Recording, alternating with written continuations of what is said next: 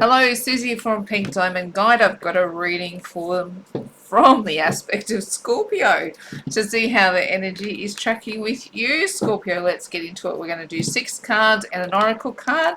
Just a quick update on how the reading is tracking for you from the aspect of Scorpio. Let's have a look.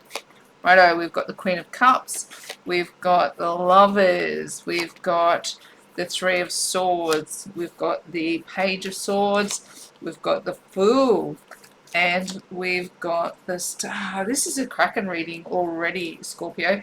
Now listen, your energy of late has been a little bit tough, and I can still see that energy is in there.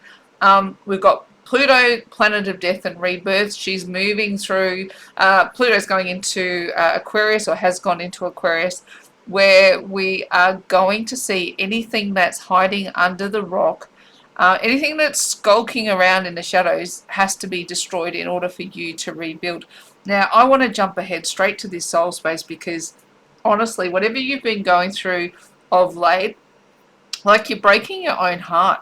And I've had this energy around you for the past couple of readings that, you know, like you're having thoughts, you're having feelings, and at times you're not articulating clearly to the other people who are involved exactly what's going on with you, and whether you're lying to them or they're lying to you, like what you feel and what you're doing, they don't seem like they're aligning. So your soul space is probably horribly out of whack at the moment. See this here, look how little this person is, and look at how big these swords through the heart are. That's significant emotions, that's significant feeling. This is the kind of energy that turns people's lives around. It's seriously catalyst energy. Now 2023, we're talking about the soul space over here. 2023, you add it up, it comes to a number 7. We are in our soul year. What happens this year to our souls is going to be incredibly pivotal for what our life looks like moving forward. And so far, Scorpio, this year, it feels like to me you are trying to figure out what you want, but the way you're going about it, it's either hurting you or it's hurting the people you're involved with. Now here, the push from the universe is the Queen of Cups. So look, the universe does want you to be more caring and more compassionate in the way you're going about figuring out the pains that you yourself are in. You know, it's not that we want you to be sitting in suffering, but you've got to be bloody careful in who you're hurting along the way. And I get the feeling that you're, you know, because you're in a bit of a, I'm going to call it a dark and twisty place. That's, you know, like I love Grey's Anatomy, and like Christina and Meredith used to talk about being dark and twisty. And you know, if anyone knows how to swim in the dark and twisty, it's Scorpio. And what Spirit is suggesting right now is, let me swim with you. Let me help you figure out these big feelings that you're experiencing. Because this Pluto energy, again, that's going to swim in the mysteries of Scorpio as well. You know, that planet of death and rebirth. Scorpio is all about these mysteries. So the universe is saying, let me help you fill your cup with this process. Because I get the feeling that you've got a choice of two, right? Because here you've got the energy of the Lovers. So, you know, I don't always lean on the traditional message of this card all the time, but it does come with the energy of choice, right? So in the traditional right away, we're looking at an energy of Adam and Eve, the divine, and the snake.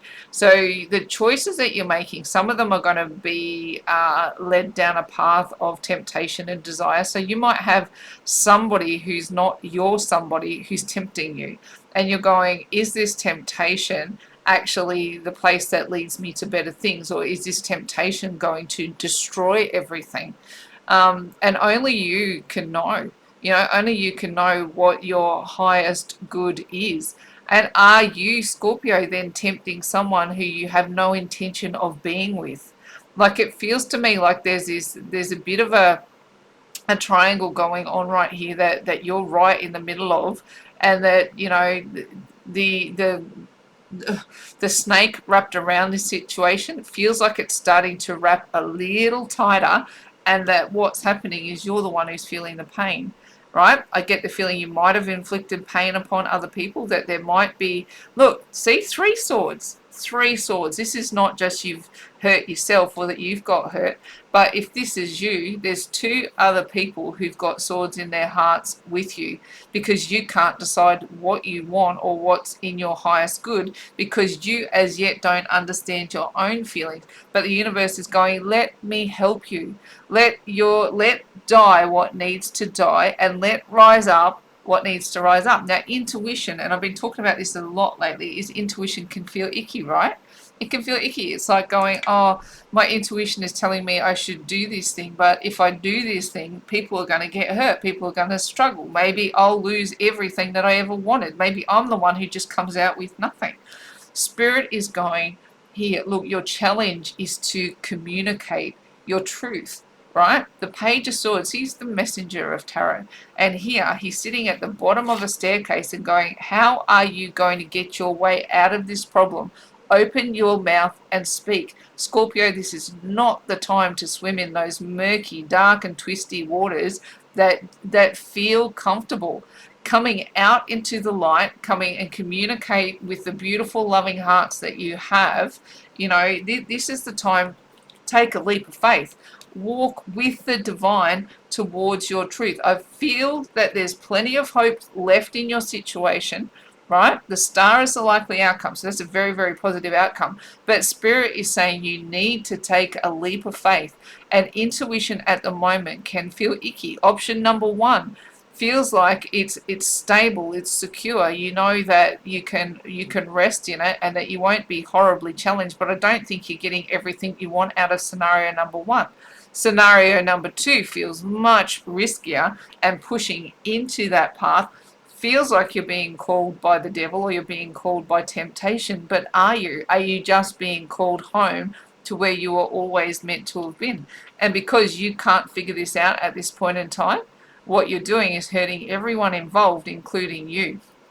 The likely outcome, though, is to trust your intuition. Lean heavily into those feelings and ask the divine to clear out of your path anything that's not serving you. Lean on that Pluto Aquarius energy of the planet of death, right? That is Pluto's energy. It's the planet of death and rebirth. So it knocks over what you don't need in order to birth a new journey. Now, you look at this, 0 is the Fool. This is the hero's journey, and this is where it starts out. It's where you take a leap of faith. It's where you act in courage towards the thing that you truly want, right? What do you truly want? And it may be that you truly just want stability and you want temptation to fall away. Maybe the thing that you truly want is to go towards that thing that looks more risky, but there's more satisfaction in it. There's more to gain. Even though there's more to risk, there's more to gain. And only you can know what your intuition is telling you, because this is not going to work out the same for everybody, right? It's option A and option B. But what I want to tell you is true, is you are in the spotlight. So if you have a choice of 2 people right now, they both want you. They both want you. They are both putting you in as their focus. My advice to you is don't destroy everybody in the process. Choose a path and stick to it. Shine your light on one path and stick to it. What you put your energy into will grow, right? If you're always thinking that the grass is greener somewhere else, you know what? The grass will always be greener somewhere else, because someone else is tending to it. You need to tend to your garden. You need to pull the weeds out of your garden and focus. Look, the Garden of Eden. Focus in on the Garden of Eden and make that paradise, whichever path you choose, and stop playing with people's hearts. Okay, stop playing, and this is on you too. Stop sabotaging your own happiness with your indecision, and you could even be like meanderings, right? Choose a path and stick with it. Water that grass. Let's choose an oracle card for you and see. Spirit's got one more piece of advice for you. Oh, you're not going to believe this. Oh, you're not going to believe. Look, right? Adam and Eve and the snake. Can you feel me, right? Can you feel? Look, see behind, you've got the push of the divine, right? There is one obvious choice that the snake can't get to. You have to make a choice. And once you make a choice, the divine will shine its light over you and the snake will not tear it apart. You've just got to figure out which scenario the snake lives in. Is it option A or is it option B? Option A feels like it's a safe option, but it feels like it's devoid of true soul energy. Option B is full of soul energy, but it feels like it's a bigger risk, right? You've got to choose a path and give it your whole heart and your whole energy. The divine will shine on you, and the snake may wrap around you, but it will not tear you apart. Make a choice, Scorpio. Go after the thing you want and don't be swayed. Even when your intuition feels icky, trust it. Trust that you'll know the right path to choose, and that when you give it your all and your everything, look, see the little leaves growing? The grass will grow in your garden. All right, Scorpio, I'm going to wrap your reading up there in faith, hope, and love. It's bye from me for now.